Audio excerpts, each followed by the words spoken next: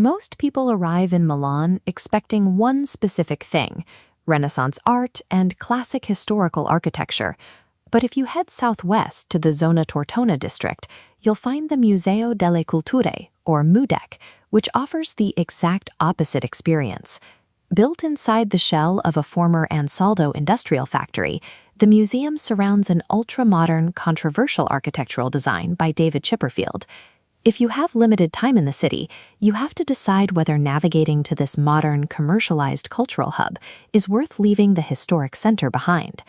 The difficulty in answering that question comes from Mudec's fragmented nature. It functions simultaneously as an ethnographic collection, a commercial event space, and a high-end gastronomy destination. You can't evaluate it like a standard art gallery. You have to use what we'll call a scenario match, judging the museum based entirely on what you, as a specific traveler, are trying to optimize for. A generic review will fail you here. Finding value at Mudec strictly depends on matching your traveler profile to the right experience inside the building. If you're a history purist, you likely expect a sprawling, traditional display of classic Italian art. This chart compares the actual space allocations inside the facility. Out of a massive 17,000 square meters of total space, only a tiny 780 square meters is dedicated to the permanent ethnographic exhibition. The small permanent collection relies on intellectual critique, focusing on Milan's colonial past and the primitive accumulation of capital. Hundreds of these metallic manillas were saved from being melted into scrap metal in the 1960s, turning them from currency into historical commodities. Because the space is so compressed, engaging with this deep colonial critique takes very little time. History purists expecting a multi-hour immersion in a permanent collection will be disappointed by the scale, unless they are willing to open their wallets to supplement the visit with temporary blockbuster exhibits. The internal experience is entirely defined by architect David Chipperfield's luminous glass lantern atrium at the center of the building. This modern, organic space serves as the anchor for the museum's main draw, rotating high-production temporary exhibits featuring global names like Gauguin. These exhibits provide a world-class visual spectacle, but they require a premium ticket price on top of your travel expenses. You also have to navigate the heavier crowds and the highly commercialized atmosphere that inevitably follow these massive, high-profile shows. The aesthetic of the museum often leans closer to high-end luxury retail than traditional academic curation.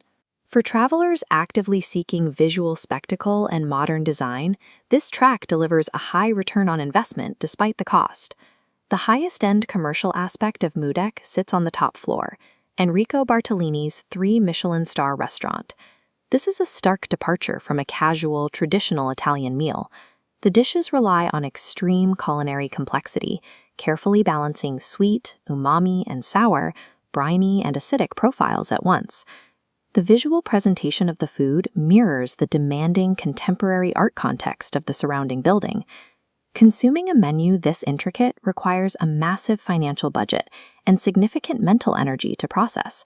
Make no mistake, you are signing up for an intense culinary education, not a relaxing midday tourist lunch break. The gastronomic track is an unforgettable triumph, but strictly for culinary optimizers willing to dedicate a massive portion of their budget and itinerary to a single meal. Let's apply this to a specific scenario. Take a first-time visitor with only 48 hours to spend in Milan. Our strong recommendation for this profile is to skip Mudec entirely. You need to save transit time and maintain your focus on essentials like the Duomo and the Last Supper. Now consider a different traveler, someone visiting Milan with curious children in tow. For this group, we recommend utilizing the Mudec Junior Space, which takes a highly interactive and tactile approach to world culture. This decision tree illustrates how your constraints dictate your path. First-timers skip it, while families have a dedicated, worthwhile destination. Knowing your specific itinerary constraints up front is the only way to avoid a disappointing afternoon. The ideal Mudec target audience is a specific niche: design enthusiasts, returning visitors, or attendees of Milan Design Week. The optimal strategy for this group is a Thursday evening visit. You can leverage the late opening hours, enjoy fewer crowds, and soak in the Tortona district's creative vibe. This route maximizes the museum's strengths while minimizing heavy tourist traffic. Mudec abandons classic Italian tradition, but stepping out of the tourist bubble rewards the right visitor with a premier, authentic look at modern, cosmopolitan Milan.